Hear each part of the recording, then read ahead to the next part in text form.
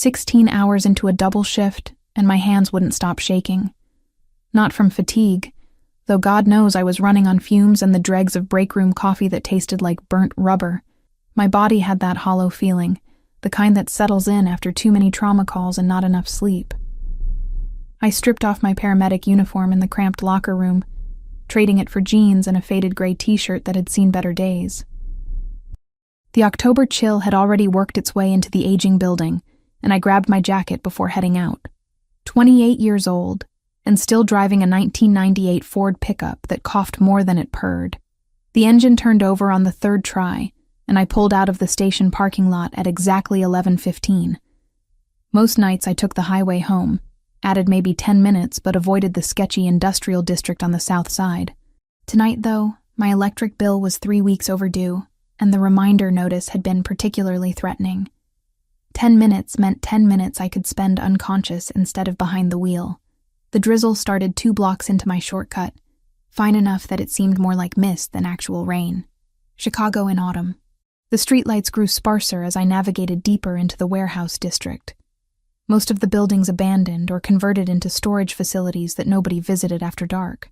My headlights cut through the darkness, illuminating cracked pavement and the occasional piece of trash tumbling across the road. Then I saw the orange glow. My foot hit the brake before my brain fully processed what I was seeing. 40 meters ahead, flames licked upward from an overturned sedan, the vehicle resting on its roof like some massive dead beetle. Black smoke mixed with the drizzle, creating an oily haze that reflected the fire's light. The Mercedes emblem was still visible on what remained of the rear panel. Every instinct screamed at me to keep driving. Call it in, sure, but this wasn't my jurisdiction, wasn't my shift, wasn't my problem. I had a personal kit in my truck bed. The one I'd put together myself after the department's budget cuts meant we couldn't always count on adequate supplies. My hand reached for my phone. That's when I heard it. A sound that cut through the crackling fire and my better judgment. A child crying. I was out of the truck before I'd made a conscious decision. Kit in one hand and flashlight in the other. Heat hit me like a physical wall as I got closer, and I could smell gasoline mixing with burning rubber and something worse. The driver's side was crushed inward, the man inside clearly beyond help. But that crying. It came from the back seat. The rear passenger window had spiderwebbed but not shattered completely. I could make out a small shape through the smoke and damaged glass, strapped into a car seat. The boy couldn't have been more than 3, dressed in clothes that probably cost more than my monthly rent. He was screaming now, not just crying, and his small hands pulled uselessly at the straps holding him in place. I'd done vehicle extractions before, but never with flames this close, never alone, never with a kid. The fire was spreading forward from the engine, and I had minutes at best. I grabbed the window breaker from my kit and swung. Glass exploded inward, and something sharp bit into my left palm. Blood immediately welled up, but I ignored it as I reached through the opening. The car seat had a 5-point harness, and the impact had jammed the release mechanism. My fingers fumbled with the buckles, and I could feel the heat intensifying against my back. The boy had stopped crying and was staring at me with wide, light brown eyes that seemed to glow in the firelight. Smoke was getting thicker. Come on, come on. The buckle finally gave, and I dragged the car seat backward through the window frame. A jagged edge of remaining glass caught my forearm, tearing through my jacket sleeve and the skin underneath. The pain was distant, unimportant. I had the boy in my arms now, pulling him free of the seat entirely and stumbling backward. 10 seconds later, the fuel tank exploded. The blast wave knocked us both down. I twisted as I fell, taking the impact on my shoulder and hip, while keeping the child pressed against my chest. My ears rang from the concussion, and when I managed to sit up, the entire vehicle was engulfed. No one could survive that. The man inside, whoever he'd been, was gone. The boy in my arms had gone silent, but his eyes were open and tracking. I did a rapid assessment by the light of the burning car, checking his pupils, feeling for obvious injuries. Bruising on his left shoulder where the harness had held him. Minor abrasions on his face. But his breathing was clear. No wheezing, no signs of smoke inhalation beyond what we'd both just inhaled. He'd been lucky. Impossibly lucky. I carried him back toward my truck, putting distance between us and the fire. My hands were really shaking now, adrenaline catching up with me. I set him down on the tailgate and wrapped my jacket around his small frame. He was watching me with an intensity unusual for such a young child. Not crying anymore, but clearly in shock. My phone came out on autopilot, dialing 911 even as I kept one hand on the boy to make sure he didn't slide off the tailgate. The dispatcher's voice was tinny and distant through the ringing in my ears. I gave her the location, described the scene, mentioned the deceased driver and the surviving child. She started to ask more questions, but I cut her off. The boy's lips moved, and I had to lean in close to hear him. His voice was barely a whisper, small and uncertain. Noah. He said it again, a little stronger.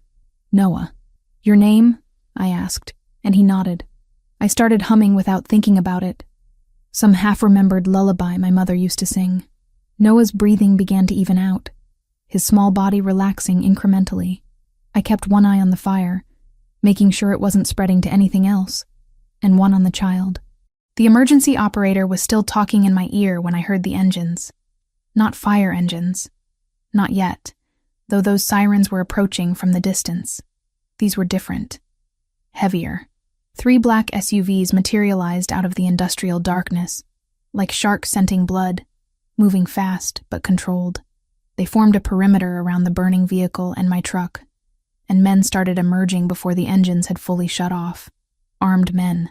Suits and firepower, moving with military precision. I put myself between them and Noah instinctively, even though it was probably useless. My heart, which had started to slow down, kicked back into overdrive. An older man approached with his hands slightly raised, palms out, maybe 55. Gray threading through dark hair, with the bearing of someone who'd spent time in uniform. His eyes went from me to Noah and back again, and something in his expression shifted. Relief, maybe. Or assessment. We're family, he said. His voice was calm but urgent, like he was trying not to spook a wounded animal. The boy's family. There was an attack. We need to secure him immediately. I didn't move. Prove it. He could have tried to take Noah by force. They outnumbered me and outgunned me, and we all knew it. Instead, he pulled out his phone with slow, deliberate movements and turned the screen toward me. The photo showed him standing next to a tall man in an expensive suit, both of them smiling at the camera. Between them, cradled in the suited man's arms, was a baby. Noah, maybe a year or 2 younger. Noah was leaning around me now, peering at the man. Recognition dawned on his small face. Tio Serge, he said quietly. I looked at the burning car, at the armed men, at Noah's torn clothes, and the way these people had appeared out of nowhere. Nothing about this was normal. Nothing about this was safe. But Noah knew this man, and whoever had attacked that car might still be out there. I'm coming with you, I said. To the hospital. I need to make sure he's properly evaluated and documented. The man, Sergio apparently, nodded immediately.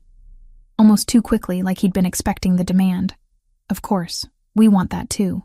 He gestured toward the nearest SUV, and I picked Noah up again, feeling him burrow against my shoulder. The vehicle's interior was as expensive as the exterior suggested. Leather seats, tinted windows so dark I could barely see out, and a communication system that looked military-grade. 2 other men climbed in with us, neither speaking but both keeping their attention divided between the windows and their phones. During the 12-minute drive, I listened to them talk. Not to me, but to each other and into their radios. Coded language, mostly, but certain words came through clearly. Package secure. Route compromised. Cleanup in progress. Boss en route. They were coordinating something much larger than a simple hospital visit, moving pieces on a board I couldn't see. Noah had gone quiet against me, his breathing deep and even. Exhaustion or shock. Probably both. I kept my injured hand pressed against my thigh, trying not to bleed on the leather. My forearm throbbed in time with my heartbeat, and I could feel the cut on my palm every time I shifted position. The hospital they took us to wasn't a hospital. Not really. Private medical facility. The kind that catered to people who valued discretion as much as treatment. We went in through a side entrance. No waiting room, no intake desk. Just a private elevator that opened directly into what looked like a luxury suite that happened to have medical equipment in it. A doctor in expensive-looking scrubs appeared immediately, taking Noah from my arms with practiced efficiency. She was gentle, but thorough, examining him under bright lights while murmuring reassurances. Noah watched her but didn't cry, which seemed like a good sign. Sergio touched my elbow lightly. "The boss wants to thank you personally. He's on his way. Please let me have someone look at your injuries while we wait." I started to argue that I was fine, that I just needed to know Noah was okay, and then I could leave. But my head felt light, and when I looked down, I realized my jeans were soaked with blood from my hand. More than I'd thought. More than was probably good. "Okay," I said. "Okay." They led me to another room, similarly appointed, and I sank into a chair that probably cost more than my truck. A nurse appeared with supplies, and I let her take my hand, let her clean and examine the wound. She worked in silence, efficient and professional, and I found myself staring at the ceiling and wondering what exactly I'd just walked into. My alarm screamed at 6 a.m, and I seriously considered calling in sick for the first time in 3 years. Everything hurt. My palm throbbed with each heartbeat, the stitches pulling tight whenever I flexed my fingers. My shoulder had a massive bruise forming where I'd hit the pavement, and my back felt like I'd been in a car accident myself. But rent was due in 8 days, and I was already short by $200, so I dragged myself out of bed, showered carefully around my bandages, and headed to the station. Kevin took one look at me and raised both eyebrows. "You look like hell." "Thanks. You always know just what to say." I poured coffee that looked like motor oil and tasted worse, doctoring it with enough cream and sugar to make it drinkable.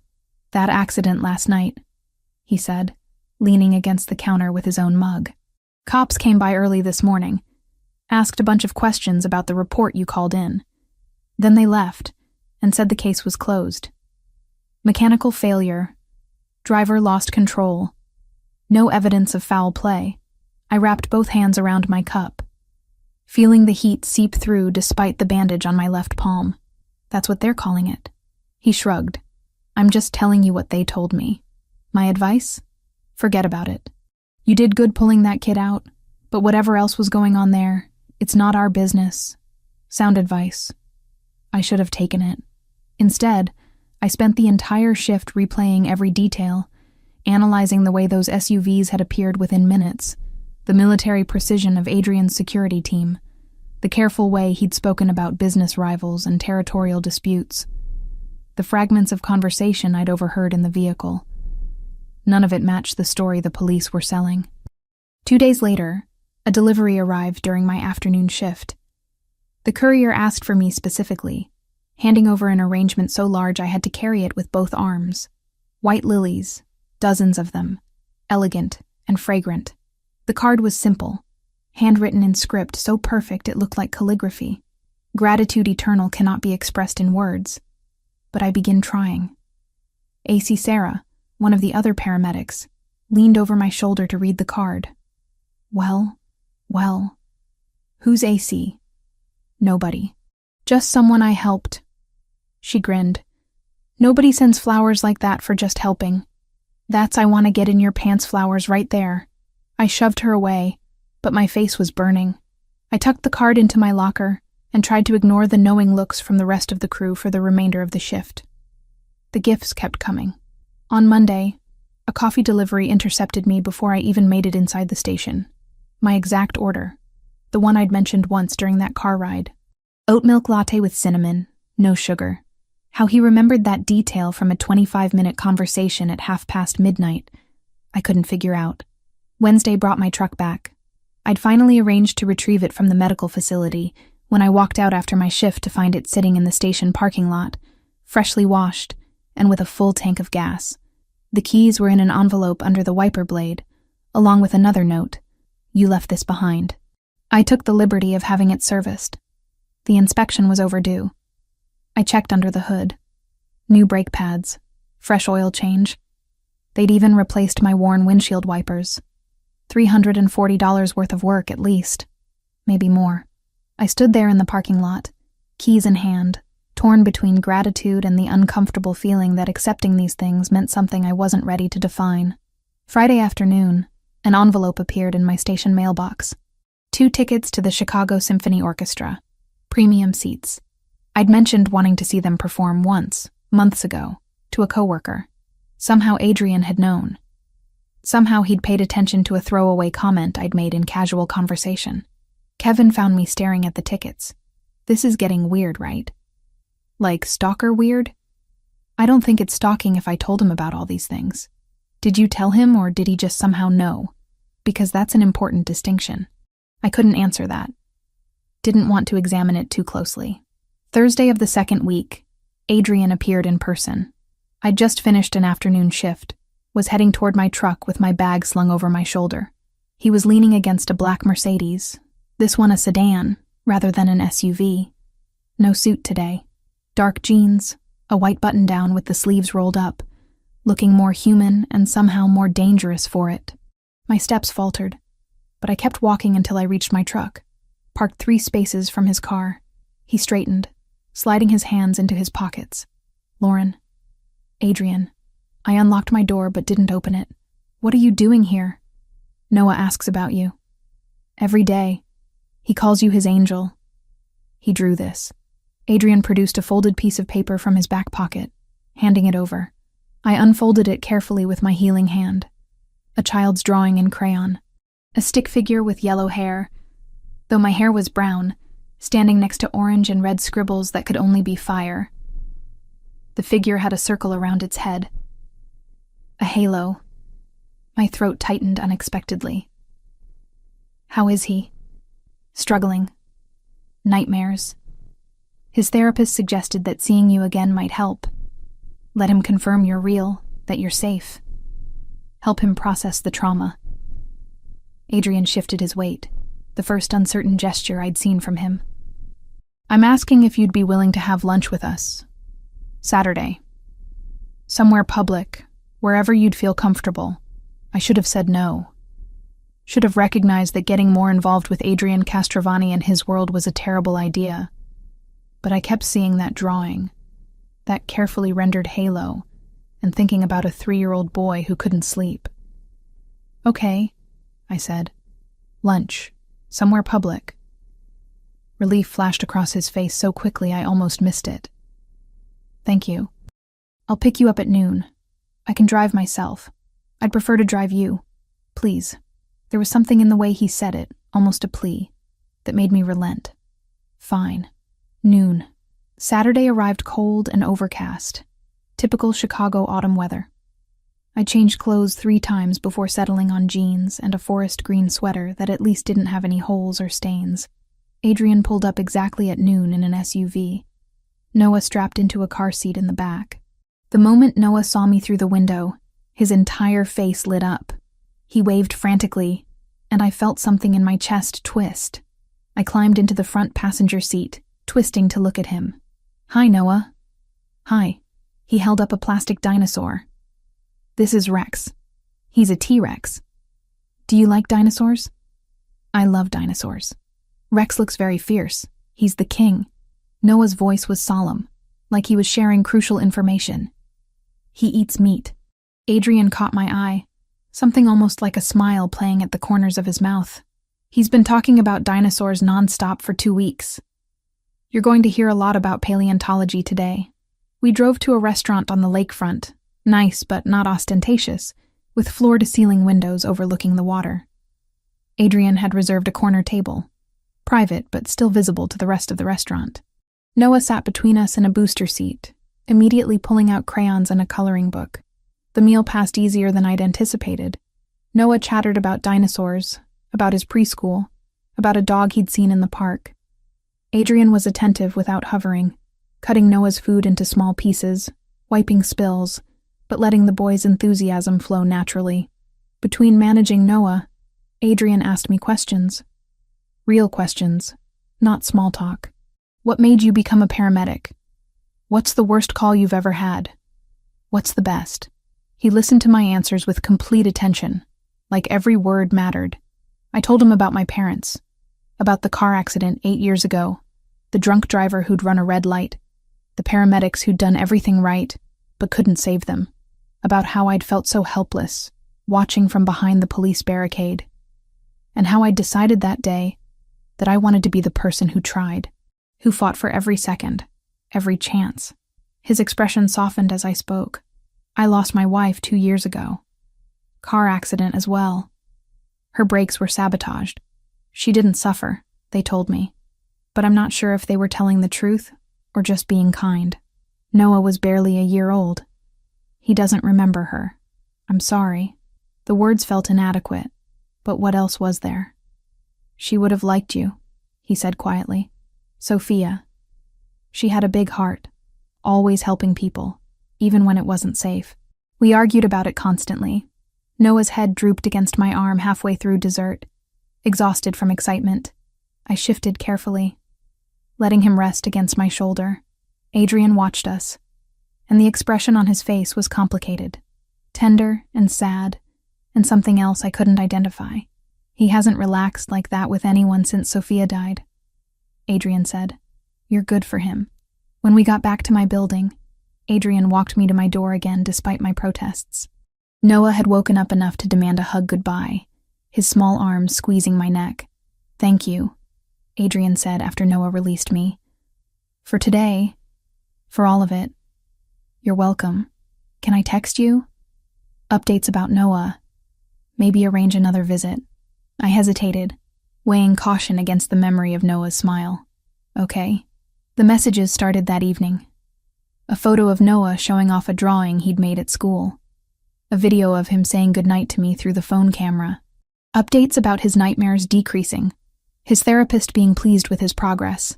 But the conversations expanded beyond Noah. Adrian shared articles about topics we'd discussed at lunch, asked my opinion on current events, sent me recommendations for books and music. I found myself responding, engaging, looking forward to the vibrations of my phone. 2 weeks of messages, small windows into each other's lives. I learned he preferred scotch to wine, that he'd wanted to be an architect before inheriting his father's business, that he read military history before bed. He learned I was terrible at cooking, but great at baking, that I ran to deal with stress, that I'd always wanted to travel but never had the money or time. The line between gratitude and something else kept blurring, and I kept letting it happen, telling myself it was harmless. It was just friendship, just appreciation, nothing more complicated than that. I almost believed it. 3 weeks after pulling Noah from that burning wreck, I got a call that shattered whatever illusions I'd been maintaining about Adrian's business. The dispatch came through at 11:40 on a Saturday night. Reported shooting at a warehouse in the industrial district. I recognized the address immediately. South Side, same general area where I'd found Noah's car. Kevin drove while I prepped equipment in the back, double-checking supplies with hands that had started trembling the moment I heard the location. We rolled up to a scene already secured by men in suits. Not police. Private security, the kind with bulges under their jackets that meant serious hardware. Yellow crime scene tape would have been more reassuring than the human perimeter they'd formed. Cold eyes tracking our ambulance as we pulled through. My gut twisted when I recognized 2 of the faces. Sergio stood near the warehouse entrance, phone pressed to his ear. Another man I'd seen in that SUV the night of the accident waved us toward a side door. What have we got? Kevin called out, grabbing the medical kit. GSW to the shoulder. Subject is refusing hospital transport. Of course he was. I followed Kevin inside, my paramedic training taking over even as my mind raced. The warehouse was mostly empty, just some shipping containers and wooden crates stacked near the walls. The overhead lights were harsh, fluorescent, casting everything in stark relief. Joseph Grimaldiro sat on a metal folding chair in the center of the space, one hand pressed against his right shoulder. Blood seeped between his fingers, dark and viscous. He was maybe 35, built like he spent serious time in the gym, with the kind of stillness that came from military training or worse. I'm fine, he said through gritted teeth as we approached. Don't need a hospital. Let me be the judge of that. I snapped on gloves and knelt beside him, gently moving his hand away from the wound. Entry wound high on the shoulder, missing the major vessels and bone by maybe an inch. Lucky. Incredibly lucky. You're going to need more than a Band-Aid for this. Just stop the bleeding and wrap it. I've had worse. I bet he had. Kevin handed me gauze pads and I worked efficiently, packing the wound to control the hemorrhage. While my hands moved on autopilot, my ears picked up fragments of conversation from the men scattered around the warehouse. Albanians are getting bold. That's 3 hits in 2 weeks. Vincent needs to verify his contacts. Someone's feeding them information. Boss wants lockdown protocol on all primary properties. No exceptions. Albanians. Hits. Boss. The words clicked together like puzzle pieces I'd been deliberately ignoring. Business rivals, Adrian had said. Territorial disputes. Clean euphemisms for violence and organized crime. For exactly the kind of world that had left Joseph bleeding in a warehouse at midnight. You're going to need antibiotics, I told Joseph, securing the bandage with medical tape. And this should be stitched properly. At least let me take you to the facility where they treated Noah. Something flickered in his expression at the boy's name. Recognition. Maybe respect. You're her. The one who pulled him out. Yeah. And right now I'm the one telling you this wound needs proper medical attention. He looked past me to where Sergio had appeared. The older man nodded once, and Joseph sighed. Fine. But no public hospital. Wouldn't dream of it, I muttered. Kevin and I packed up our equipment, and I was acutely aware of eyes following us all the way back to the ambulance. I climbed into the passenger seat and stared straight ahead as Kevin pulled away from the warehouse. That was weird as hell, Kevin said once we were several blocks away. Those weren't cops. No, they weren't. Lauren. His voice was serious now, concerned. Whatever those people are into, you need to stay away from it. I know you helped that kid, and that was a good thing. But this? He gestured back toward the warehouse. This is dangerous. I know, but knowing didn't make it simpler. I went home after our shift ended, showered, and sat on my bed with my phone in my hands for 20 minutes before I finally typed out a message. We need to talk. In person. Adrian's response came within 60 seconds. Where and when? We met the next afternoon at Millennium Park, in the open where there were tourists and families, and enough witnesses that I felt safe. Adrian arrived alone, dressed down in jeans and a leather jacket that probably cost more than my monthly salary. He looked tired, shadows under his eyes that hadn't been there during our lunch by the lake. We walked along the path in silence for a few minutes before I found the words. I need you to be completely honest with me. No more careful phrasing. No more business rivals and territorial disputes. I need the truth. He stopped walking, turning to face me. Behind him, the Chicago skyline rose against an overcast sky. You were at the warehouse last night. I was. I treated one of your men. I heard them talking about Albanians and hits and lockdown protocols. I crossed my arms, less from cold than from the need to hold myself together. I'm not stupid, Adrian. I've suspected for a while now what you're involved in. But after last night, I can't pretend anymore. What do you want to know? Everything. The truth. All of it. He looked at me for a long moment, something like resignation crossing his features. Then he started talking. My father built an organization over 30 years. We control territory, offer protection to businesses, mediate disputes that the police won't or can't handle. We collect fees for these services. We have rules, codes that we don't break. No drugs. No human trafficking. No prostitution. My father believed in honor, and I've maintained that standard. He paused, jaw tightening. But yes, there's violence. When someone challenges our territory, when they threaten the people under our protection, we respond. Sometimes lethally. So you're the Mafia. The word felt strange on my tongue. Too Hollywood, too dramatic, but accurate. That's what people call us. I call it being responsible for 300 families who depend on our organization for their livelihoods, for keeping neighborhoods safe that the city has abandoned. It's not clean, Lauren. It's never clean, but it's what I inherited when my father died 5 years ago, and I've tried to do it with as much integrity as the life allows. The attack on Noah, the man who died protecting him, that was this Albanian organization? Yes, they're trying to move into our territory. Take what we've built. Marco died because he was in the way. Noah almost died because he's my son. His voice roughened on the last words. And now you're in danger too. Just by association. That stopped me. What? You've been seen with me. With Noah. You're in my phone records, my security logs. If the Albanians want to hurt me, they'll look for weak points. People I care about.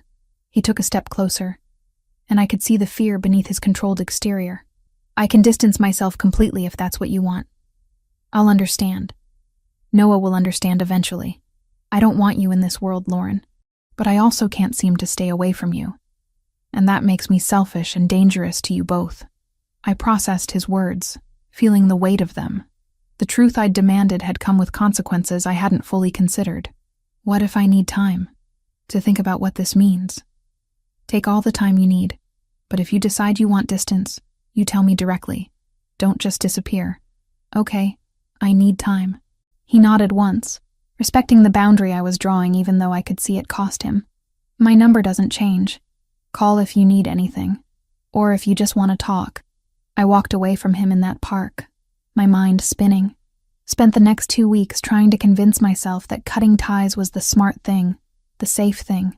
I stopped responding to texts. Didn't answer when his name appeared on my phone screen. Went through the motions of my life and tried not to think about dark eyes and a little boy who drew pictures of angels. But I thought about them constantly. About the way Adrian listened when I talked. Really listened. Like my thoughts mattered. About Noah's laugh and his dinosaur facts and the way he'd fallen asleep against my shoulder. About honor and violence and the gray spaces between right and wrong that nobody prepared you for in paramedic training. 14 days of silence. 14 days of convincing myself I'd made the right choice. Then I finished a night shift, walked out to the hospital parking lot at 10:15 on a Thursday evening, and found 2 men waiting by my truck. They weren't Adrian's men. I knew that immediately from the way they stood, from the unfamiliar faces and the accent when one of them spoke. Lauren Mitchell? I stopped walking, hand tightening around my keys. Who's asking? We have questions about Adrian Castrovani. You will answer them. The other one moved to flank me, cutting off my route back to the hospital. My heart hammered against my ribs, and I looked around wildly for witnesses. The parking lot was nearly empty, poorly lit, designed for function rather than safety. I don't know what you're talking about. Don't play stupid. Where does he keep the boy? What routes does he use? What properties does he own that aren't in public records? I don't know anything. I barely know him. The first man took a step closer, and I could smell cigarettes and something sharper. Danger. We know you spent time with him. With his son. You will tell us what we want to know. I opened my mouth to scream. The second man's hand clamped over my face, rough palm muffling the sound. The other grabbed my arm, twisting it behind my back hard enough to send pain shooting through my shoulder. My keys clattered to the pavement. This was happening. This was really happening. Terror flooded my system, followed by a surge of pure rage. I brought my heel down hard on the instep of the man holding me, felt the impact through my boot. He grunted but didn't let go. I thrashed, trying to break free, trying to make enough noise that someone, anyone, would notice. Then headlights swept across the parking lot. An SUV, black and massive, took the turn too fast. Tires squealed as it cut across parking spaces, bearing down on us. The men holding me hesitated, then released me and ran. I stumbled forward, caught myself on the hood of my truck, gasping for air. The SUV's doors opened before it had fully stopped. Sergio emerged from the driver's side, another man I recognized from the warehouse climbing out of the passenger seat. They looked at me, then in the direction my attackers had fled. "Are you hurt?" Sergio asked, already pulling out his phone. I shook my head, not trusting my voice. My hands were shaking so badly I couldn't have picked up my keys if I tried. Boss maintained light surveillance, just in case. There was a shift change, a 3-minute gap in coverage. We got here as fast as we could. He was already talking into the phone, rapid-fire Italian that I couldn't follow. 10 minutes later, another vehicle arrived. Adrian got out looking like violence barely contained, his expression colder than I'd ever seen it. He scanned the parking lot. Then his eyes locked on me. The ice thawed slightly, replaced by something that might have been relief. He didn't ask permission before pulling me into his arms. I let myself lean against the solid warmth of him, while the shaking gradually subsided. "You're coming with me," he said quietly. "Right now. This isn't a request, Lauren. Those men marked you. You're not safe here anymore." I should have argued. Should have insisted on keeping my independence, my normal life. But my arm hurt where they'd grabbed me, and I could still feel that hand over my mouth, cutting off my air. I was terrified and exhausted, and so tired of being alone. "Okay," I whispered. "Okay." The mansion in Evanston was something out of a different world. 3 stories of stone and glass set back from the road behind iron gates and manicured gardens. Security checkpoints at the entrance, guards stationed at intervals around the property, cameras mounted discreetly at every angle. A fortress pretending to be a home. Sergio drove us through the gates while Adrian sat beside me in the back seat, his presence a mix of comfort and pressure. He hadn't let go of my hand since we'd left the hospital parking lot, his thumb tracing absent patterns across my knuckles. The guest suite they installed me in was bigger than my entire apartment. King bed with sheets that probably cost more than my monthly rent.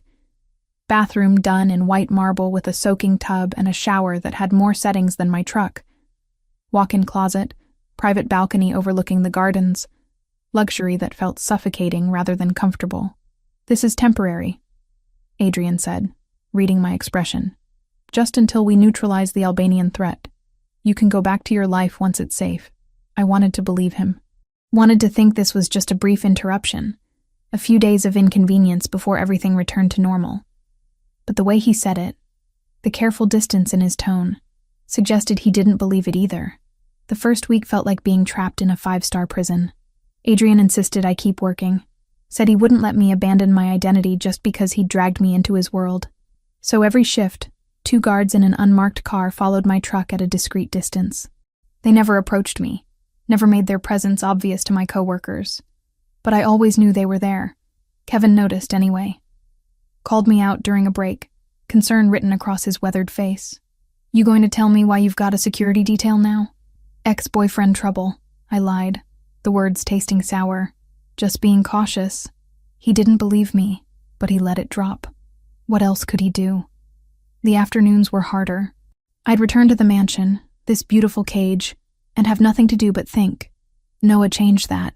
The first day he discovered I was living there, he appeared at my suite door clutching a plastic stegosaurus and a stack of coloring books. Want to color with me? How could I say no to that? We spread out on the floor of my suite, Noah chattering about his day at preschool while carefully staying inside the lines of a T-Rex picture. His presence made the space feel less like a prison cell and more like a home. It became routine. I'd finish my shift, drive back with my shadow security detail, and find Noah waiting. We'd color or build with blocks or read stories until dinner.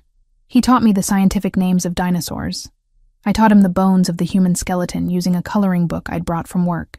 He was smart, curious, affectionate in the way of children who'd known loss too young. Dinners were family affairs.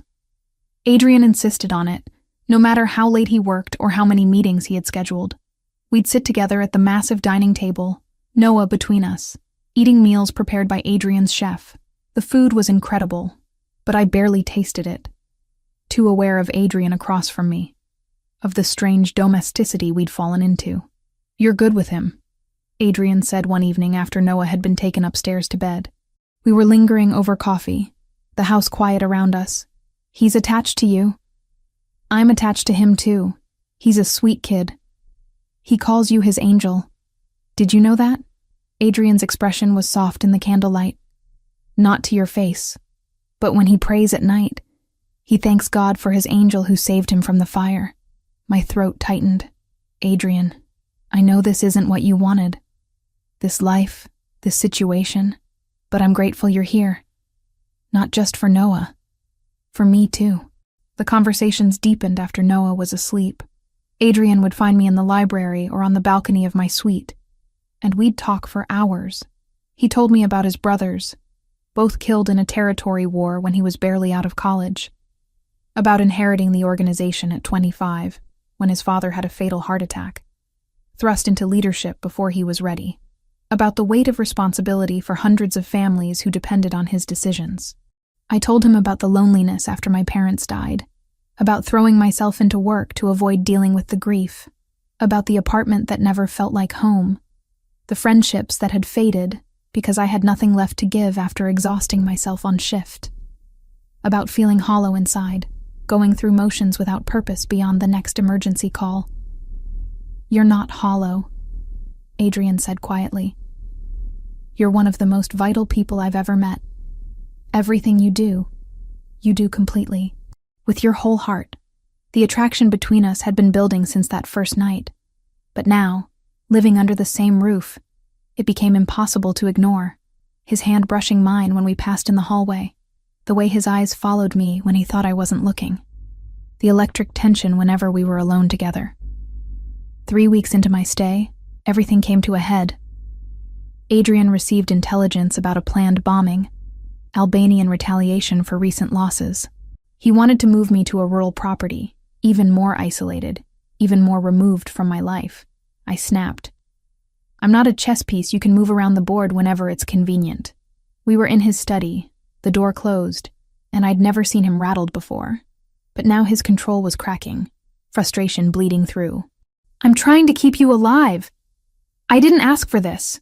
I didn't ask to be watched constantly, to have my every movement tracked, to live in this beautiful cage where I can't even walk to the corner store without an armed escort." "Then what do you want?" He was in my space now, close enough that I had to tilt my head back to meet his eyes. "Tell me what you want, Lauren, because I'm trying to figure out how to keep you safe while respecting your autonomy, and I'm failing at both. I want to know why I'm really here." My voice came out steadier than I felt. "Is this just about protection? About keeping me safe until the Albanian threat is over? Or is this about something else?" "You know it's about something else." His voice dropped, rough and honest. "You've known since the beginning. Then say it. Stop dancing around it. Say what this is." "I can't stop thinking about you." The words came out like a confession, like something he'd been holding back for too long. "Noah asks about you constantly. Calls you his Lauren mom when he thinks I can't hear. And I imagine what it would be like if you stayed. Not because you have to, not because it's safer, but because you chose to. Because you wanted to be part of this, part of us. You're asking me to give up my entire life." "No, I'm asking if you want something different. If maybe the life you had before wasn't the life you wanted anyway." He lifted his hand, hesitating before touching my face. "Tell me I'm wrong. Tell me you were happy before, that you want to go back to that empty apartment and those endless shifts and the loneliness you described. Tell me, and I'll arrange better security so you can leave tomorrow." I couldn't tell him that. Couldn't lie when he was looking at me like I was something precious and terrifying all at once. Instead, I closed the distance between us and kissed him. He went still for half a second, surprise freezing him in place.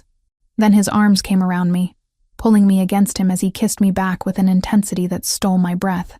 This wasn't gentle or tentative. This was months of tension finally breaking, need and want, and something deeper tangling together. We broke apart, both breathing hard. I pressed my forehead against his chest, feeling his heart hammer beneath my palm. "This doesn't fix anything," I said. "I still have questions. I still don't know if I can accept all of this." "I know." His hand moved through my hair, tender despite the desperation I'd felt in his kiss. "But it's a start." That night changed things between us.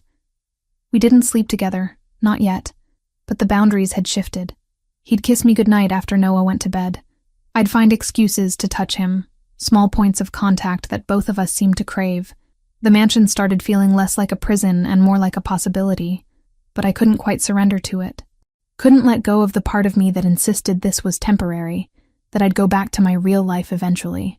I held something back, kept a piece of myself protected, because trusting completely felt like stepping off a cliff, with no idea if anyone would catch me. Adrian seemed to understand.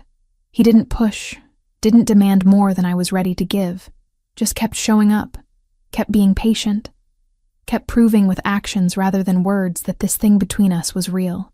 Noah noticed the shift. Children always do. One afternoon while we were building a block tower, he looked up at me with those light brown eyes so much like his mother's. Are you going to stay forever? The question hit me harder than it should have. I don't know, buddy. That's complicated. But you want to stay? He wasn't letting it go. Small face serious. Because I want you to stay. Daddy's happier when you're here. He smiles more. I pulled him into a hug, feeling tears prick my eyes. We'll see, okay? But no matter what happens, I care about you very much. Okay. He seemed satisfied with that non-answer in the way only children can be, immediately returning his attention to the block tower. Can you hand me the blue one? That evening, after Noah was asleep, Adrian found me on the balcony of my suite.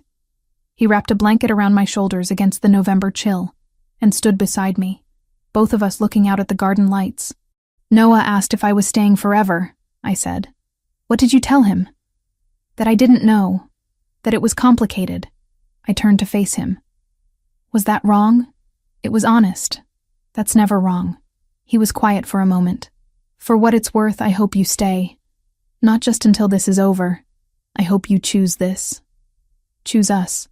I'm trying to figure out what that even means. What choosing you means when your life is so different from anything I've ever known. It means being a family. Imperfect and complicated and sometimes dangerous, but family nonetheless. It means mattering to someone, having someone matter to you.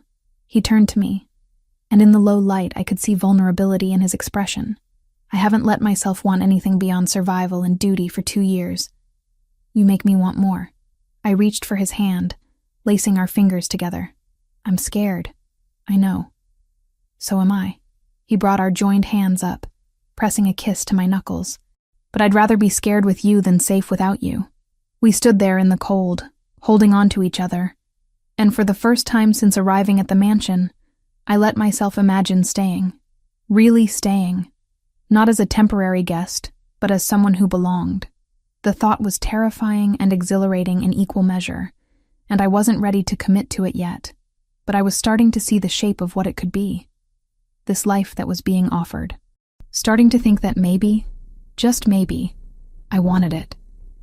By week 5, I'd stopped thinking of the mansion as temporary housing. My clothes filled the walk-in closet. My toiletries spread across the marble bathroom counter. Noah had started bringing his homework to my suite automatically, spreading his papers across my desk while I reviewed medical journals. The 3 of us had fallen into rhythms that felt dangerously close to permanent. But the war with the Albanians wasn't going well. I could see it in the tension Adrian carried, in the late-night meetings that stretched past midnight, in the increased security protocols that had everyone on edge.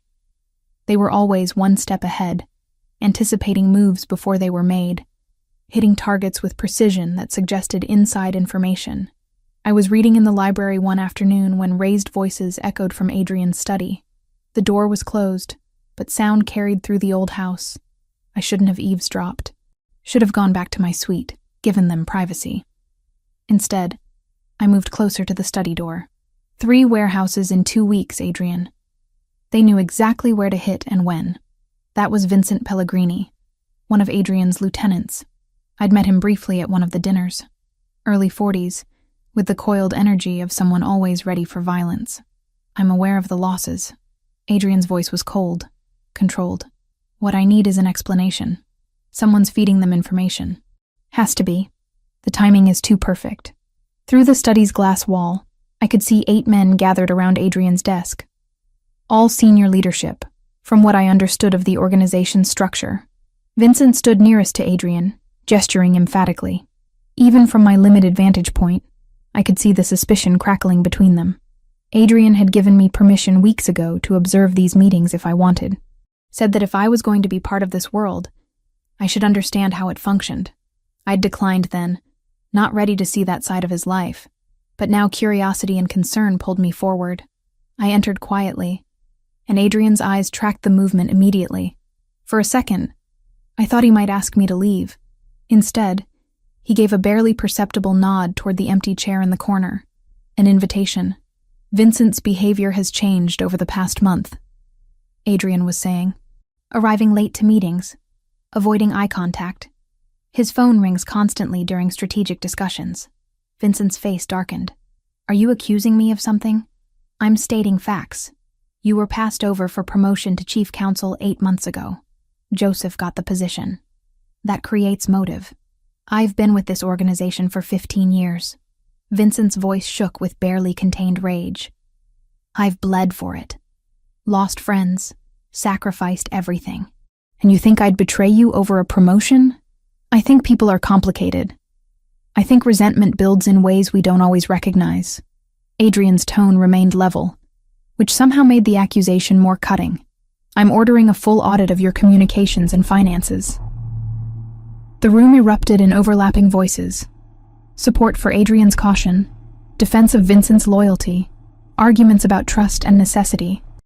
I watched Adrian manage them with calm authority, never raising his voice, but somehow commanding absolute attention when he spoke. After the meeting broke, I lingered while the other men filed out. Vincent passed me without acknowledgement, his jaw tight with anger. Only after the door closed did I approach Adrian's desk. Do you really think it's him? I think someone is betraying us, and Vincent has exhibited concerning patterns. Adrian rubbed his temples, exhaustion showing through his usual control. But you disagree. I don't know enough to disagree. But in emergency medicine, we're taught that the most obvious symptom isn't always the real problem. Sometimes it's masking something else entirely. I perched on the edge of his desk. What if Vincent's behavior is a response to stress rather than guilt? What if focusing on him means you miss the actual leak? He considered this, dark eyes studying my face. Who else would you look at? Everyone with access to the information that's being leaked. Cross-reference who knew about each compromised location and when. Look for patterns beyond just suspicious behavior. You're saying I should expand the investigation. I'm saying don't let confirmation bias narrow your focus too early. You already suspect Vincent, so you're seeing everything through that lens. Adrian reached out, pulling me closer until I stood between his knees. How did I survive 2 years without you? I have no idea. You clearly make terrible decisions when left unsupervised. He smiled, that rare, genuine expression that transformed his face. Terrible decisions like trusting you with strategic planning. The worst. The expanded investigation took 3 days. Adrian brought in outside contractors, specialists in digital forensics and financial tracking. They tore through communication records, bank accounts, and travel patterns of everyone with security clearance. I watched some of it from my corner chair, Adrian's silent observer, fascinated by the methodical efficiency of it all. Vincent was cleared. His changed behavior traced back to his daughter's struggles with anxiety, requiring increased therapy appointments that conflicted with his schedule. The frequent phone calls were from her school counselor. The distraction was guilt over not being present enough, not betrayal. But the investigation turned up something else. Sarah Winters, the senior accountant who'd been with the organization for 20 years. A 52-year-old widow with a son who had special needs, living quietly in the suburbs. Her digital footprint showed encrypted communications with a number traced back to an Albanian lieutenant. Adrian called her into his study alone. I watched through the glass wall as Sarah entered, expecting a routine meeting. Watched her face crumble when she saw the laptop open on Adrian's desk, the evidence displayed clearly. She collapsed into a chair, sobbing before Adrian said a single word. He let her cry for a full minute before speaking. His voice was too quiet for me to hear, but I saw Sarah's body language. Defeat. Relief. Terror. She was talking now, words spilling out in a rush. Adrian listened without interruption, his expression unreadable. Finally, he picked up his phone, made a call. 20 minutes later, Sergio entered the study. Adrian spoke briefly, and Sergio nodded, leaving again. Sarah remained in the chair, hands clasped in her lap, tears still streaming down her face. Another hour passed. Then Adrian's security team returned, this time with a teenage boy, 17, maybe 18, with the awkward build of someone not quite grown into their frame. He saw Sarah and immediately rushed to her, and she stood to embrace him, holding him like she'd thought she'd never see him again. Adrian emerged from the study and found me in the library where I'd retreated. He looked drained, older than his 35 years. They had her son, he said without preamble.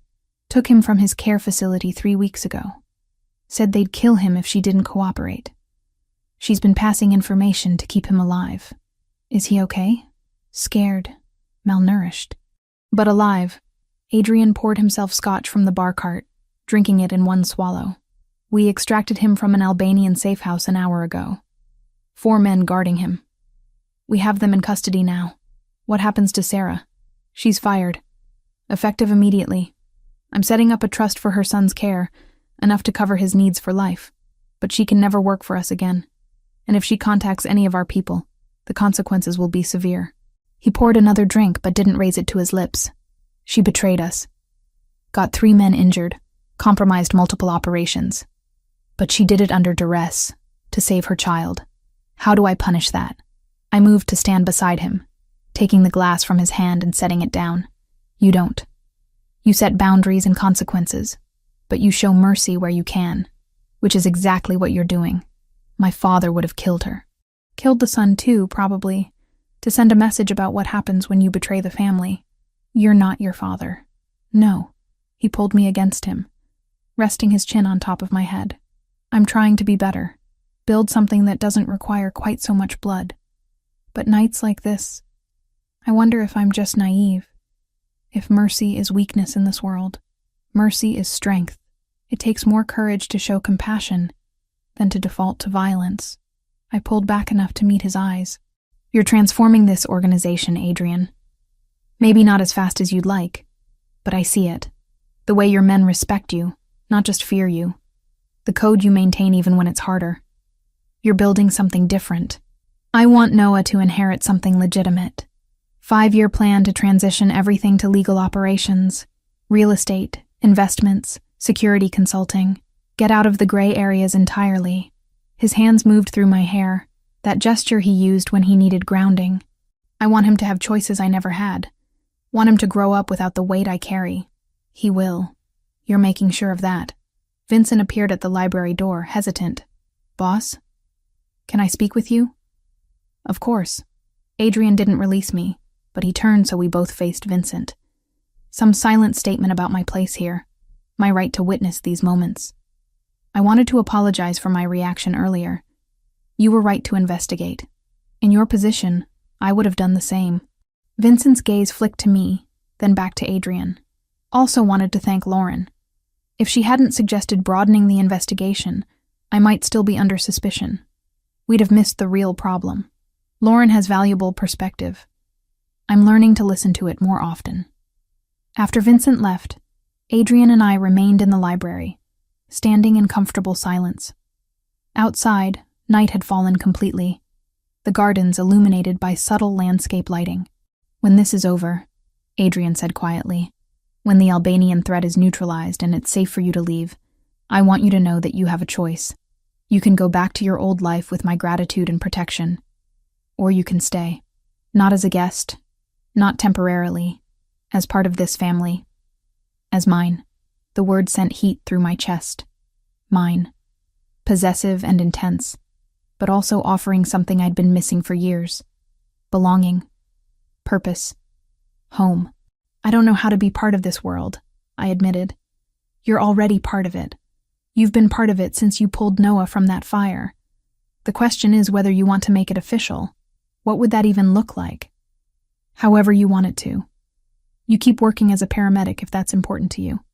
You help with strategic planning if that interests you. You focus on Noah, or you build something entirely your own. I'm not asking you to give up who you are, Lauren. I'm asking if who you are has room for us. I didn't answer. Couldn't. Not yet. But I kissed him. Trying to communicate through action what I couldn't put into words.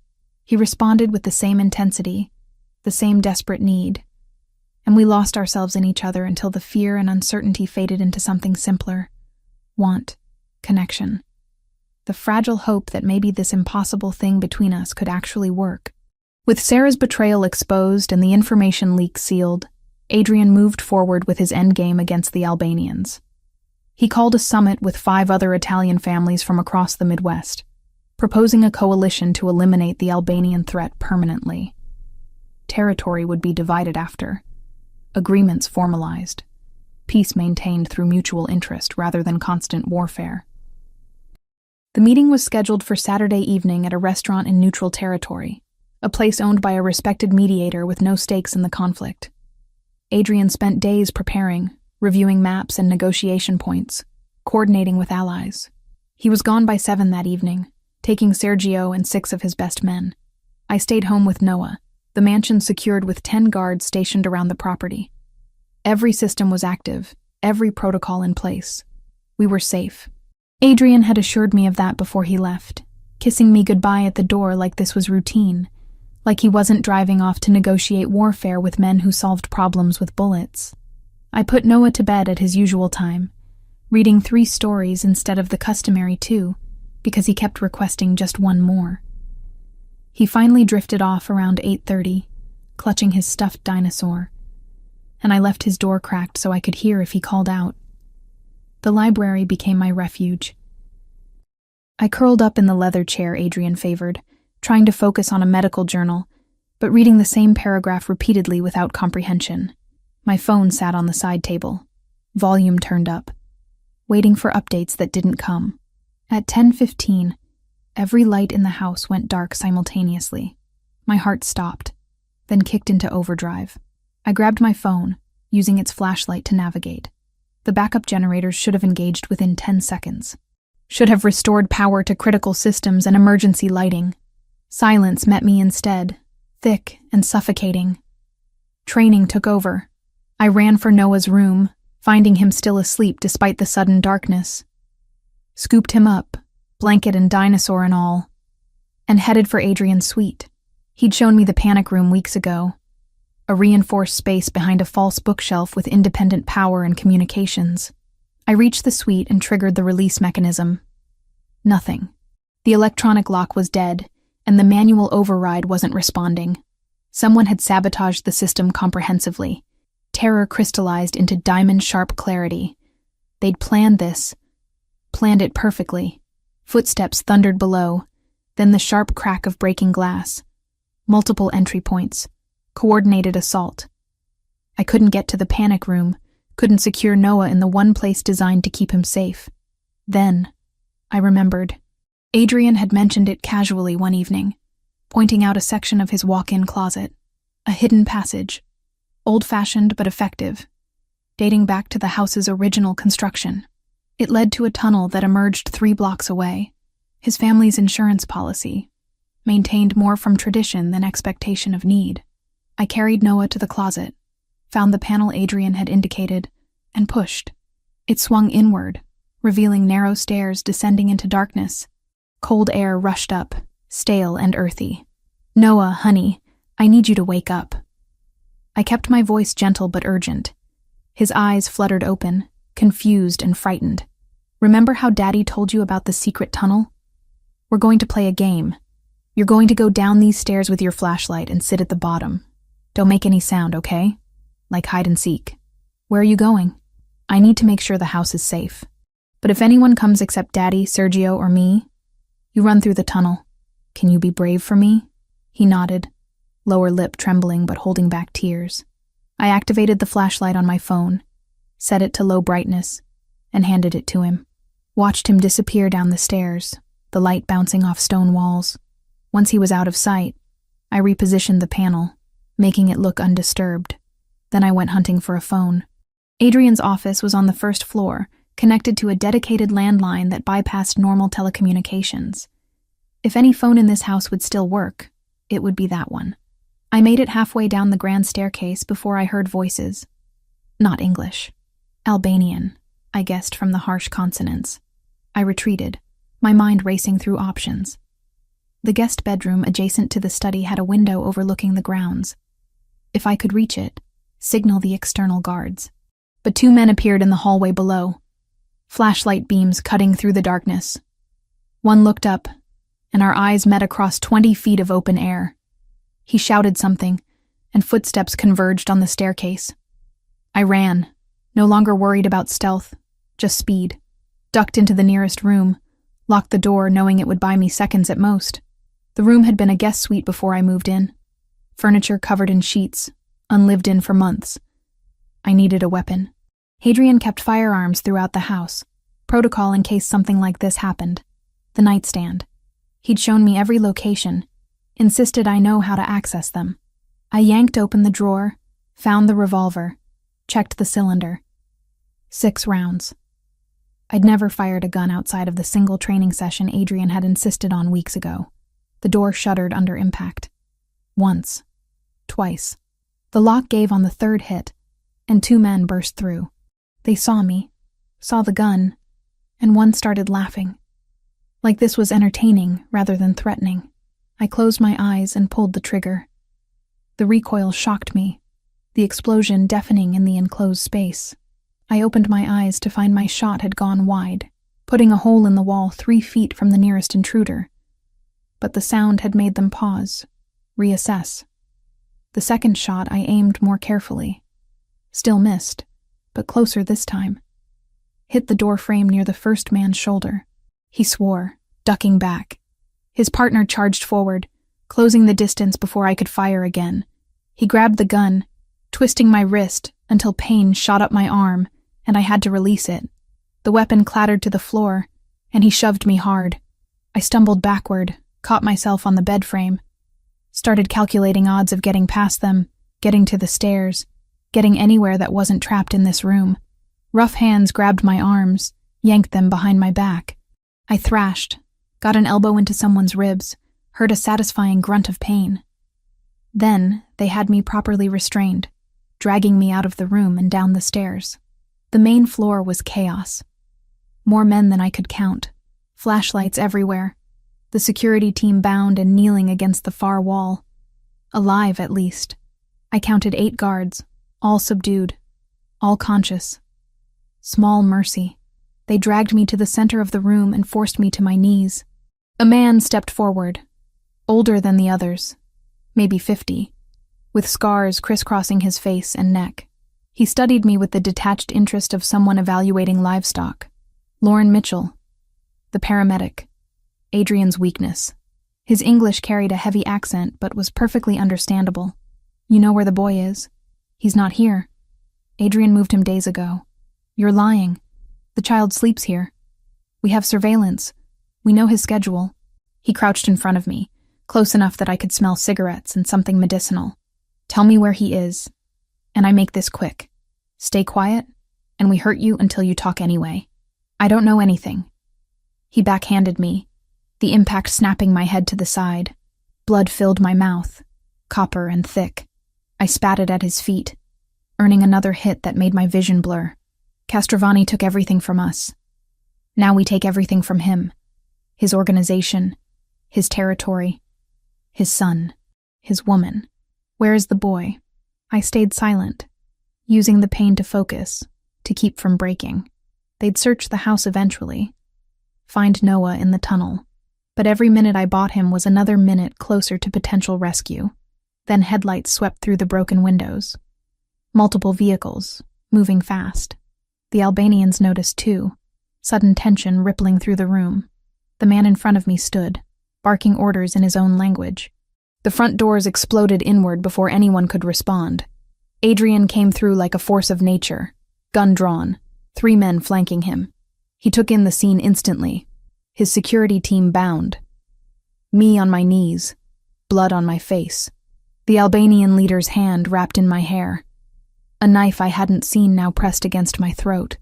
Everything stopped. I could feel the blade against my skin, cold and sharp. A whisper away from cutting deep. You're finished, Castrovani. The Albanian's voice was triumphant. Drop your weapon or she dies. Adrian's face was a mask I'd never seen before. Not angry, beyond anger. Empty of everything except lethal intent. His gun remained raised, steady, pointed at the man holding me.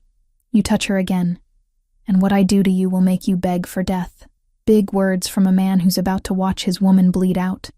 The knife pressed harder, and I felt skin break, warm blood trickling down my neck. The gunshot came from outside, through the broken window, impossibly precise. The Albanian's head jerked back and he dropped without a sound. The knife clattered away from my throat as his grip released. I collapsed forward, catching myself on my hands, gasping. Chaos erupted. Adrian's men engaged the Albanians in brutal close-quarters combat. Gunfire, shouting, bodies hitting the floor. I crawled away from the violence, trying to reach the wall, to make myself small and invisible. Adrian reached me before I'd gone 3 feet, pulling me against him with one arm while still maintaining his weapon with the other. His hand went to my neck, checking the wound, and I felt him tremble. Noah's safe. Tunnel in your closet at the bottom of the stairs. He's scared, but unharmed. The words seemed to break something in him. He pulled me impossibly closer, his face buried against my hair. Around us, the fight was ending. The Albanians who weren't dead were surrendering, hands raised, weapons dropped.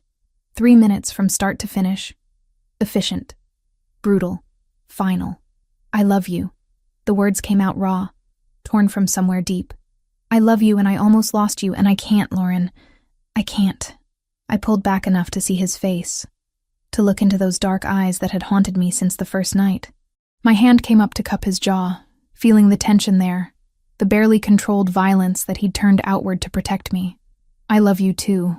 I should have said it before. Should have told you weeks ago. Say it again. I love you, Adrian Castrovani. He kissed me then, desperate and fierce, tasting of fear and relief and promise. When we broke apart, Sergio was standing nearby, tactfully looking away. But I caught his expression before he schooled it. Approval. Maybe even joy. I'll get Noah, Sergio said quietly. Adrian nodded, not releasing me. We stayed there on the floor, surrounded by violence and aftermath, while Sergio disappeared upstairs. He returned minutes later with Noah, who was pale but composed, clutching his dinosaur. When he saw us, his composure cracked. He launched himself at Adrian, and I found myself in the middle of a 3-person embrace, Noah crying against his father's chest while Adrian murmured reassurances in Italian. Eventually we moved to the library, the only room in the house that hadn't been touched by the invasion. Adrian's men secured the premises, removed the bodies, attended to the injured guards. Police would be notified with the carefully edited version of events that Adrian's lawyers had perfected over the years. The story would be home invasion, defensive action. Investigation quietly closed. Noah fell asleep between us on the couch, exhausted by fear and relief. Adrian kept one hand on his son, the other laced with mine, like he needed to physically confirm we were both real and safe. It's over, he said quietly. The Albanian leadership is gone. The coalition voted unanimously for permanent peace accords. Territory division is signed. This war is finished. And us? Us is just beginning. He lifted our joined hands, pressing a kiss to my knuckles. If you still want it, still want this life. I looked at Noah sleeping peacefully despite everything, at Adrian's face showing every emotion he usually kept locked away, at the home we'd built in the midst of violence and uncertainty. This wasn't the life I'd imagined. Wasn't safe or simple or anything I'd thought I wanted, but it was real. And it was mine. And I was choosing it. I want it. I want this. I want you. His smile was brilliant and rare. Then you have me. All of me. For as long as you'll have me. That's going to be a very long time. Good. He kissed me again, gentle this time. A promise rather than desperation. Because I'm never letting you go. The week after the attack, Adrian refused to leave the mansion. Canceled every meeting, delegated every decision, and spent his days with us. He was different. The careful control he usually maintained had cracked, leaving something rawer underneath. He'd find me in whatever room I occupied, and just stand there, watching, like he needed visual confirmation that I was real and breathing. Noah noticed too. Asked me one afternoon while we colored, his small voice uncertain, if Daddy was okay. I didn't have a good answer. How do you explain to a 3-year-old that his father had almost lost everything that mattered and was still processing that terror? I went back to work 2 weeks later. Adrian wanted me to wait longer, but I needed the normalcy. Needed to remember I was more than just someone who'd survived violence. Kevin took one look at the fading bruises on my face and the bandage on my neck and didn't ask questions. Just said he was glad I was alive and handed me a coffee. My shadow security detail had been upgraded. 2 cars now instead of 1. 4 men instead of 2. They maintained their distance, but their presence was impossible to ignore. I'd stopped pretending this was temporary, stopped imagining a return to my old life of solo drives and empty apartments. The mansion became home in all the ways that mattered. I moved my belongings from the guest suite to Adrian's room without discussion. The transition so natural, neither of us commented on it. His closet held my jeans and his tailored suits. His bathroom counter overflowed with my products alongside his expensive cologne. We fell asleep tangled together and woke the same way. And it felt like breathing. Essential. Inevitable. Noah took to calling me Lauren Mom when he thought we weren't listening. I'd hear him talking to his stuffed animals, narrating elaborate dinosaur adventures where Lauren Mom saved the day. The first time Adrian and I actually heard it, we exchanged looks across the dinner table. That silent conversation married couples have, entire paragraphs communicated in seconds. That evening, after Noah was asleep, Adrian brought it up while we sat on the balcony, watching the garden lights flicker against November darkness. He wants to call you Mom. He asked me yesterday if it would be okay. My throat tightened. What did you tell him? That he should ask you himself. That names are important and should be chosen, not assumed. Adrian pulled me closer against the cold. But I told him I thought you'd say yes. You were right. The next morning, Noah crawled into bed between us at 6. Unusually quiet. I was barely awake, but I felt Adrian prop himself up on one elbow, giving Noah his full attention. Can I ask you something, Lauren? Always, buddy. Daddy said you get to decide if I can call you Mom. Do you want me to? He was studying his hands, shy suddenly in a way he rarely was with us. Because you do Mom things. You read me stories and help with homework and make sure I eat vegetables. And you stayed when things were scary. That's what moms do. I had to blink hard against sudden tears. I would be honored if you called me Mom. His face lit up brighter than the garden lights, and he threw himself at me in a hug that knocked the remaining air from my lungs. Adrian was watching us with an expression so soft, so full of love, that it hurt to look at directly. 2 months passed in comfortable routine. Work, family dinners, weekend outings to the park or museum. Adrian made good on his promise to legitimize the organization. I sat in on meetings where lawyers discussed shell corporations and asset transfers, watching him dismantle decades of gray area operations and rebuild them as something legal. It was meticulous, complicated, and would take years. But he was committed. He also started involving me in strategic decisions, not the violent ones, the ones where bullets and blood were still unfortunately necessary, but the business negotiations, the territorial agreements, the long-term planning. My outsider perspective helped, he said, made him question assumptions and consider alternatives. Vincent approached me after one particularly contentious meeting, where I'd suggested a compromise nobody else had considered. He pulled me aside while Adrian was occupied, his expression serious. I wanted to thank you again, for clearing my name, for being exactly what he needed. I didn't do anything special. You did. You are. Vincent glanced toward Adrian. He's different now. Better. Still dangerous when he needs to be, but leading with something other than just duty and obligation. That's you. That's what you brought him. 5 months after the attack, Adrian organized a dinner with his extended family. Uncles, cousins, senior members of the organization, their spouses and children. 23 people gathered in the mansion's formal dining room, and I met them all properly for the first time. Not as the woman who'd saved Noah. Not as Adrian's guest. As his partner. His choice. Vincent made a toast halfway through the meal, raising his glass with that easy smile I'd come to recognize as genuine. To Lauren, who saved our boss's son and then saved the boss himself, who brought light back to a house that had been dark too long. We're honored to call you family.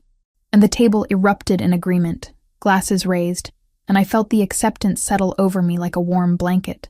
These people, this strange, dangerous, complicated family, had taken me in, made space for me. I belonged here in ways I'd never belonged anywhere after my parents died. 6 months after the attack, Adrian took me and Noah to dinner at our favorite restaurant by the lake, the same place we'd gone for that first lunch when I'd been uncertain and overwhelmed. Noah chattered about school, about the science project he was working on, completely oblivious to his father's unusual tension. After dessert, Noah reached under his chair and produced a small wrapped box, with the kind of terrible wrapping job only a child could achieve. Crooked tape, paper bunched in weird places, but tied with a careful bow. "I helped Daddy pick it," he announced proudly. "Open it, Mom." The word still caught me off guard, sent warmth spreading through my chest every time. I unwrapped the box carefully, trying to preserve his handiwork, even as the paper tore. Inside was a smaller velvet box, and my breath caught. Adrian wasn't kneeling. That wasn't his style, too controlled for grand theatrical gestures. But he'd moved his chair closer to mine, and when I looked up, his eyes held everything he'd never been good at saying out loud. Noah and I discussed this extensively. He has very strong opinions about ring design and made several excellent points about emerald versus diamond. Emerald won based on matching your eyes. A small smile played at his lips. I'm not asking because it's the expected next step. I'm asking because 6 months ago, I almost lost you. And I've spent every day since then grateful I didn't. You're my choice, Lauren. Permanently. Irrevocably. If you'll have me. I opened the box. The ring was stunning and understated simultaneously. A square-cut emerald surrounded by small diamonds, set in white gold, elegant without being ostentatious. Perfect. Yes. The word came out thick with emotion. Yes, of course yes. Noah cheered loudly enough that other diners turned to look, grinning when they realized what was happening. Adrian slid the ring onto my finger, and it fit perfectly. Of course it did. He'd probably measured my finger while I slept. Obsessive attention to detail that was simultaneously frustrating and endearing. He kissed me then, gentle and sure, a promise sealed in front of witnesses. When we pulled apart, Noah was bouncing in his seat with excitement. Does this mean we're a real family now? We were already a real family. Adrian told him. This just makes it official. The weeks that followed were surreal. Planning a wedding while maintaining my paramedic shifts, while helping Noah with homework, while sitting in on meetings about real estate acquisitions and security consulting contracts. My life had become something unrecognizable from the isolated existence I'd been living 9 months ago. But it was mine. Chosen consciously, built deliberately, filled with people who mattered, and moments that counted. I'd traded loneliness for connection, empty independence for interdependence. The woman who'd pulled a child from a burning car wouldn't recognize the woman I'd become. 7 months after the attack, on a Tuesday afternoon when I wasn't working, I found myself driving to pick up Adrian from his downtown office. He'd been transitioning to legitimate workspace, distancing the business from residential properties. Noah sat in the back seat, singing a song he'd learned in school, delightfully off-key and completely unself-conscious. I stopped at a red light and looked at my left hand on the steering wheel. The emerald caught the afternoon sun, throwing green light across the dashboard. The SUV Adrian had insisted I accept after my truck finally died sat solid and secure around us. The life I was living seemed impossible. 9 months ago, I'd been driving home from a brutal shift, taking a shortcut through an industrial district, thinking about overdue bills and endless loneliness. I'd seen flames and made a split-second decision to stop, to help, to try. That decision had changed everything. Led me here, to this moment, this family, this life I'd never imagined wanting. I'd saved Noah from fire that night, but somehow, in the process, he and Adrian had saved me from a different kind of burning, the slow smolder of isolation, of going through motions without purpose, of surviving rather than living. "Mom, what are we having for dinner?" Noah asked from the back seat. "I don't know yet, bud. We'll decide when we pick up your dad. Can we have pizza? We had pizza 3 days ago. But pizza is the best food." I laughed, catching his eyes in the rearview mirror. "We'll discuss it as a family." The light turned green, and I pressed the accelerator gently. The city rolled past, familiar now in ways it hadn't been before. This was home. These people were home. The dangerous man in the expensive office and the tiny human singing about dinosaurs behind me. They were mine, and I was theirs. And that belonging was worth every risk, every complication, every moment of uncertainty that had brought me here. I'd chosen this life with open eyes and full knowledge of what it meant. chosen it not despite its complications, but including them, because the alternative was going back to safe isolation, and I couldn't imagine anything worse than that now. The ring caught light again as I turned the wheel, and I smiled. In 9 months, I'd gone from saving a child to finding a family, from existing to living, from Lauren Mitchell, paramedic who went home to an empty apartment, to Lauren Mitchell Castrovani, partner to a man transforming his world, mother to a boy who drew pictures of angels, member of a family that had welcomed me completely. It wasn't perfect. Still had edges sharp enough to cut, dangers that required constant vigilance, compromises between the life Adrian was building and the life he'd inherited.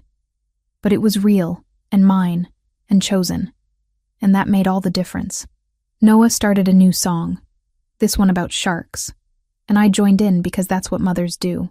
Adrian would probably cringe when we picked him up, his careful control tested by our enthusiastic off-key performance. But he'd smile too, that rare, genuine expression he wore more often now.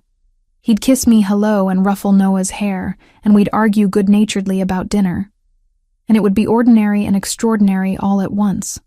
9 months since fire and fate had intersected on a dark road. 9 months since a split-second choice had changed 3 lives irrevocably. I wouldn't take it back for anything.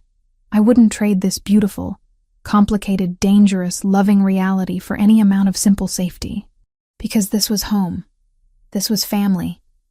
This was exactly where I belonged.